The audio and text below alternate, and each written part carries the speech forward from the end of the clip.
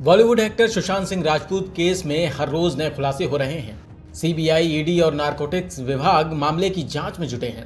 इस बीच केस की सबसे बड़ी और अहम कड़ी सुशांत सिंह की गर्लफ्रेंड एक्ट्रेस रिया चक्रवर्ती ने अपनी चुप्पी तोड़ी है।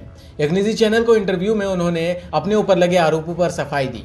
रिया ने अपने ऊपर लग रहे आरोपों को कैसे दरकिनार किया, आइए देखते हैं। रिया ने यूरोप ट्रिप को लेकर चुप्पी तोड़ी और अपना पक्ष रखते हुए बताया कि यूरोप ट्रिप के दौरान क्या क्या हुआ। रिया के मुताबिक जब हम जा रहे थे तो सुशांत ने बताया कि उसे फ्लाइट में बैठने से डर लगता है और उसके लिए वो एक दवाई लेता है। सुशांत ने उन्हें बताया था कि दवाई का नाम मोडाफिनिल है। फ्लाइट से पहले उसने वो दवाई ली क्योंकि वो दवाई हर वक्त सुशांत के पास रहती थी। ऐसे में उस दवाई के लिए उसे किसी मशवरे की जरूरत नहीं थी। जिसके बाद हम पेरिस में लैंड हुए। 3 दिन तक सुशांत अपने कमरे से बाहर नहीं निकला क्योंकि जाने से पहले वो काफी खुश थे। वो अपना अलग अंदाज दिखाना चाहते थे। पेरिस पहुंचने के बाद वो कमरे से बाहर नहीं निकले, लेकिन स्विट्जरलैंड में जब वो पहुंचे तो वो खुश थे। फिर जब हम इटली में पहुंचे तो हमारे कमरे में एक अलग तरह का स्ट्रक्चर था। कमरे में मुझे डर लगा, लेकिन सुशांत ने कहा सब ठीक है। लेकिन इसके बाद सुशांत ने उन्हें कहा था कि यहाँ कुछ है, लेकिन मैंने कहा कि एक बुरा सपना हो सकता है। उसी के बाद से सुशांत की हालत बदली और वो कमरे से बाहर नहीं निकलना चाहते थे। इस इंटरव्यू में रिया ने सुशांत के डिप्रेशन को लेकर भी जवाब दिया। सुशांत के डिप्रेशन को लेकर रिया ने कहा 2013 में उनके साथ कुछ हुआ था। जब उनके साथ डिप्रेशन जैसी कुछ चीजें शुरू हुई थीं, तब वो मनोवैज्ञानिक से मिले थे जिनका नाम हरीश शेट्टी है। उन्होंने ही दवाई के बारे में बताया था। तब मैंने सुशांत से पूछा था कि ये क्या हो रहा है। तब सुशांत ने उन्हें 2013 के बारे में बातें बताई, लेकिन तब उन्हें डिप्रेशन फील होने लगा था। इसी वजह से यूरोप की ट्रिप का वक्त भी कम कर दिया गया था।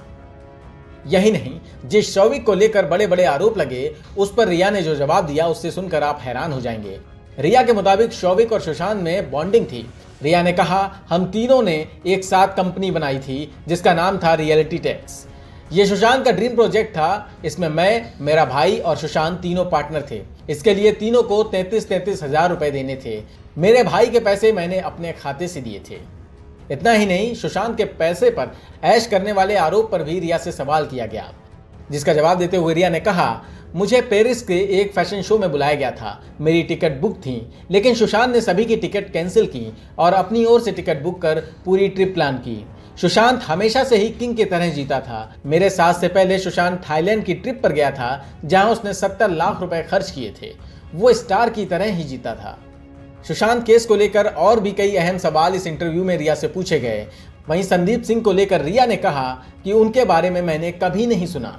इसके अलावा हार्ड ड्राइव से डेटा डिलीट के मामले पर भी रिया ने कहा कि उसे नहीं मालूम कि कोई हार्ड ड्राइव है। दरअसल ऐसी खबरें आई थीं कि सिद्धार्थ पिठानी ने सीबीआई से पूछताछ में बताया था कि रिया के घर छोड़ने वाले दिन इलेक्ट्रॉनिक्स आइटम से डेटा डिलीट किया गया। रिया ने इंटरव्यू में एक बार फिर अपना पक्ष रखकर खुद को बेकसूर बताने की कोशिश की, जैसा कि इससे पहले भी वो एक वीडियो जारी कर कह चुकी हैं।